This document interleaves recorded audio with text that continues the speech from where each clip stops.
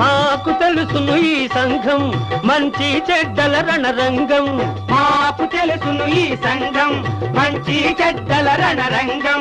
మనిషి మనిషిగా పురోగమిస్తే మంచికే అంతిమ విజయం, మంచికే అంతిమ విజయం. 1 2 3 విడివిడిగా ఉంటే అంతే. 1 2 3 విడివిడిగా ఉంటే అంతే.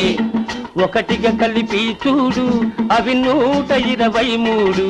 అవి 123.